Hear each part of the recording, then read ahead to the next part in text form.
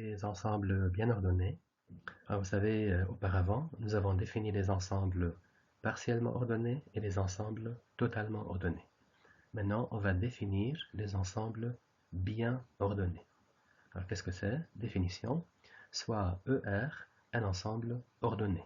Donc, E est un ensemble et R une relation d'ordre définie sur l'ensemble E. Nous disons par définition que l'ensemble ER est bien ordonné si toute partie non vide de E possède un plus petit élément.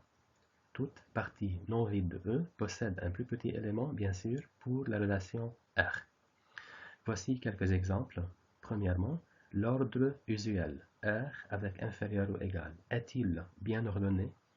Est-ce que toute partie non vide de l'ensemble R possède un plus petit élément pour inférieur ou égal? Bien sûr que non. Par exemple, l'ensemble R lui-même, ça n'a pas de plus petit élément. Ou alors l'ensemble Z. L'ensemble Z est une partie non vide de R et qui n'a pas de plus petit élément pour inférieur ou égal. Un deuxième exemple, considérons l'ensemble ordonné n étoile D, la relation D qui est la relation divise, donc x d y si et seulement si x divise y. Ceci est un ensemble ordonné qui n'est pas bien ordonné.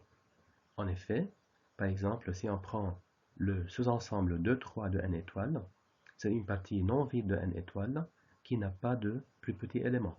Vous voyez, ni 2 divise 3, ni 3 divise 2, donc il n'y a pas de plus petit élément.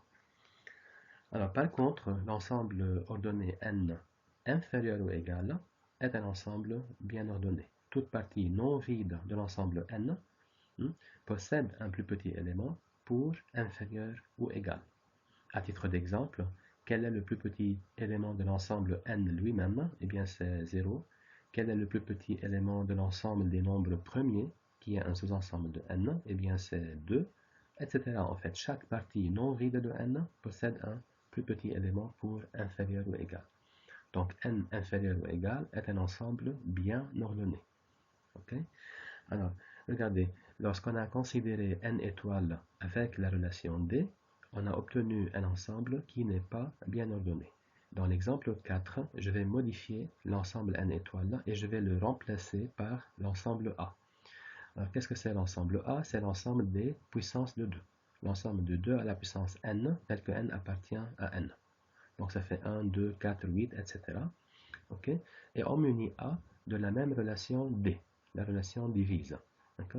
Dans ce cas, on obtient un ensemble bien ordonné. En effet, si grand X est une partie non vide de l'ensemble A, alors grand X possède un plus petit élément pour la relation divise. Par exemple, grand X, il contient des puissances de 2. Si par exemple les éléments de grand X sont 2 à la puissance 3, 2 à la puissance 5 et 2 à la puissance 8, qu'est-ce que vous prenez comme plus petit élément de l'ensemble X? Eh bien, c'est 2 à la puissance 3. Donc, en général, dans grand X, il y a des puissances de 2, puisque grand X est une partie de A. Comment alors je forme le plus petit élément de grand X? Eh bien, je prends la plus petite puissance n0, je prends la plus petite puissance n0, telle que 2 à la puissance n0 appartient à grand X. Et là, vous êtes sûr que 2 à la puissance n0, c'est le plus petit élément de grand X. Donc, soit X une partie non vide de A, je considère l'ensemble I, qui est l'ensemble des n appartenant à n, tel que 2 à la puissance n appartenant à grand X. Alors, vous savez que I possède un plus petit élément, je l'appelle n0, et là, vous êtes sûr que 2 à la puissance n0, c'est le plus petit élément de l'ensemble grand X. Un théorème intéressant, tout ensemble bien ordonné est totalement ordonné. La preuve est assez simple, soit ER un ensemble bien ordonné. Donc, qu'est-ce qu'on a par hypothèse? Toute partie non vide de E possède un plus petit élément. Qu'est-ce qu'on doit démontrer? Qu'il est totalement ordonné. Donc, par définition, il faut démontrer que, quel que soit x et y dans E, x et y sont comparables par R. Autrement dit, x r y ou y r x. Bien, soit x et y, deux éléments de E. Montrons que x r y ou y r x. Je vais considérer l'ensemble A qui est l'ensemble x y. Comme ER est bien ordonné, l'ensemble A, qui est une partie non vide de E, qu'est-ce qu'il possède? Il possède un plus petit élément. Alors, le plus petit élément de A est un élément de A, vous le savez. Donc, c'est ou bien X ou bien Y. Si c'est X, on doit avoir XR Y. Si le plus petit élément de A est Y, ben on doit avoir YRX. Donc, dans tous les cas, qu'est-ce qu'on a? XRY ou YRX. Donc, conclusion importante, tout ensemble bien ordonné est totalement ordonné. Mais attention, la réciproque n'est pas vraie. Qu'est-ce que ça veut dire? La réciproque n'est pas vraie, c'est-à-dire un ensemble qui est totalement ordonné n'est pas nécessairement bien ordonné. Vous avez un exemple clair ici, R inférieur ou égal. Vous savez qu'il est totalement ordonné, mais il n'est pas bien ordonné. La relation induite, donc une simple définition, soit R est une relation binaire définie sur un ensemble E, et soit A un sous-ensemble de E, donc A inclus ou égal dans E. On va définir la relation induite par R sur l'ensemble A. Donc, la relation induite par R sur l'ensemble A, c'est tout simplement la même relation R, mais au lieu d'être définie sur E, eh bien, elle est définie sur A, qui est une partie de E. Donc, cette relation, on la note RA. RA note la relation binaire induite par R sur l'ensemble A. A étant un sous-ensemble de E. Donc, comment elle est définie RA? RA est définie comme ceci, quel que soit x et y dans A, x, RA, y, si et seulement si, x, R, y. Vous voyez, RA, c'est la même relation R, la seule différence, c'est qu'elle est définie sur l'ensemble A, qui est une partie de E. Ok? Alors, vous voyez très facilement, si la relation R elle-même est réflexive, que peut-on dire de RA aussi? Elle est réflexive. Si quel que soit x dans E, nous avons XRX, alors à plus forte raison, quel que soit x dans A, nous avons XRX, puisque A est une partie de E. Okay? Et de la même façon, si R est symétrique, RA est symétrique aussi. Si R est antisymétrique, alors RA est antisymétrique aussi. Et si R est transitive, alors RA est transitive aussi. Bien, les applications croissantes, en analyse, vous travaillez avec la relation inférieure ou égale. Et là, vous êtes habitué à définir les applications croissantes ou même décroissantes. Donc, qu'est-ce que c'est une application de R dans R qui est croissante? Vous dites qu'à chaque fois que x est inférieur ou égal à y, vous voulez que f de x soit inférieur ou égal à f de y. N'est-ce pas? Ça, c'est la définition initiale d'une application croissante. Bon, là, on va généraliser cette définition au cas d'ensemble ordonné quelconque. Donc, au lieu de R inférieur ou égal, on a un ensemble ordonné ER quelconque au départ et un ensemble ordonné quelconque FR' à l'arrivée. Mais là, vous allez voir, c'est la même définition pratiquement. Donc, soit ER et FR', deux ensembles ordonnés, une application F de ER dans FR' est dite croissante. Donc, application croissante, elle s'appelle aussi un morphisme d'ensemble ordonné. Donc, l'application F est dite croissante ou un morphisme d'ensemble ordonné si, pour tout x et y dans E, on a x, r, y implique f de x, r', f de y. Vous voyez, dans le cas où vous avez r inférieur et r inférieur, ici et là, que devient la définition? À chaque fois que x est inférieur ou égal à y, qu'est-ce qu'on a nécessairement? F de x inférieur ou égal à f de y. Donc, par négation, quand est-ce que je dis que l'application f n'est pas croissante ou n'est pas un morphisme d'ensemble ordonné? Négation, il existe x et y dans E, tel que x à y et f de x n'est pas en relation par R' avec f de y. Ok? Mais je peux aussi, si vous voulez, définir une application décroissante. Donc, quand est-ce que f est dite décroissante?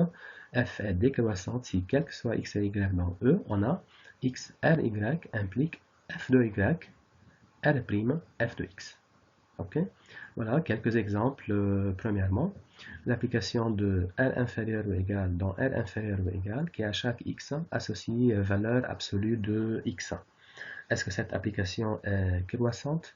Est-ce qu'à chaque fois que x inférieur ou égal à y, nous avons nécessairement f de x est inférieur ou égal à f de y? Bien sûr que non. Hein. Voici un exemple. Moins 3, il est inférieur ou égal à moins 2, mais f de moins 3, c'est 3. Hein. Est-ce que c'est inférieur ou égal à f de moins 2? Eh bien non. Donc cette application n'est pas croissante. Okay? Ben, en fait, elle n'est pas décroissante non plus. Attention, une application n'est pas croissante ou décroissante, puisqu'il y a des applications qui sont ni croissantes ni décroissantes. Celle-là, elle n'est pas croissante, mais elle n'est pas décroissante non plus. Pourquoi elle n'est pas décroissante? Parce que, vous voyez, 2 est inférieur ou égal à 3, d'accord? Mais l'image de 2, c'est 2, l'image de 3, c'est 3. Est-ce que 3 est inférieur ou égal à 2? Non. Donc ça, c'est une application qui est ni croissante ni décroissante. Okay? Alors, par contre, l'application f de r inférieur ou égal, dans r inférieur ou égal, qui a tout x associé e à la puissance x, celle-là, elle est croissante. À chaque fois que x est inférieur ou égal à y, nous avons que e à la puissance x est inférieur ou égal à f de y. En fait, c'est une fonction qui est croissante strictement, étant donné que sa dérivée est strictement positive sur l'ensemble R. Attention, dans le cas général, on ne peut pas parler de dérivée. Hein. Les fonctions ne sont pas toujours dérivables, et puis même la notion de dérivée n'existe pas toujours. Hein. D'accord? Puisque ER et FR' sont des ensembles ordonnés quelconques. Bien. Un autre exemple, considérons l'application f de n étoile d dans n étoile inférieur ou égal. Donc là, le même ensemble, mais les relations sont différentes. Donc là, on a la relation d, la relation divise, et ici, on a la relation inférieure ou égale. Qu'est-ce qu'elle fait cette application? À chaque x donne x. Comment on appelle cette application? C'est l'application identique de l'ensemble n étoile, n'est-ce pas? À chaque x donne x. Eh bien, cette application f est croissante. En effet, quel que soit x et y dans n étoile, si x est en relation avec y, c'est-à-dire si x divise y, alors y s'écrit sous la forme k fois x avec k appartient à n étoiles. Bien, mais si y égale k fois x avec k appartient à n étoile, ceci veut dire que y est supérieur ou égal à x. Et par suite, x est inférieur ou égal à y. Qui est x? C'est f de x, et qui est y? C'est f de y. Donc ça, c'est une application qui est croissante. Ok? Alors, une définition, soit f, une application de l'ensemble ordonné ER dans l'ensemble ordonné FR'. On dit que f est un isomorphisme d'ensemble ordonné. Donc retenez ça bien, isomorphisme d'ensemble ordonné si, premièrement, f est croissante, f est bijective, et troisièmement, f-1 est croissante. f-1, c'est l'application réciproque de f. Ok? Donc, attention, pour montrer que f est un isomorphisme d'ensemble ordonné, il faut vérifier les trois conditions.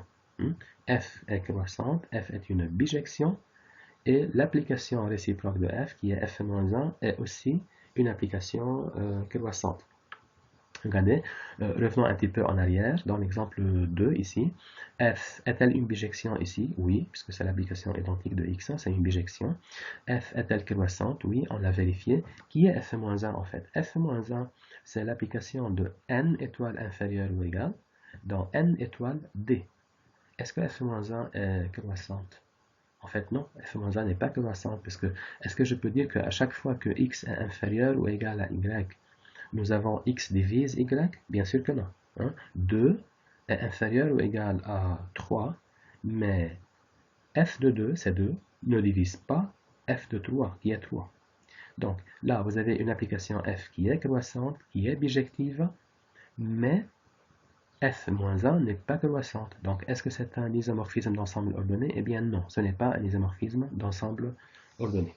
Bon, là, je vais vous donner un autre exemple. Considérons les deux ensembles suivants. A, c'est l'ensemble 2, 3, 4, et B, c'est l'ensemble 4, 8 et 12. Ok?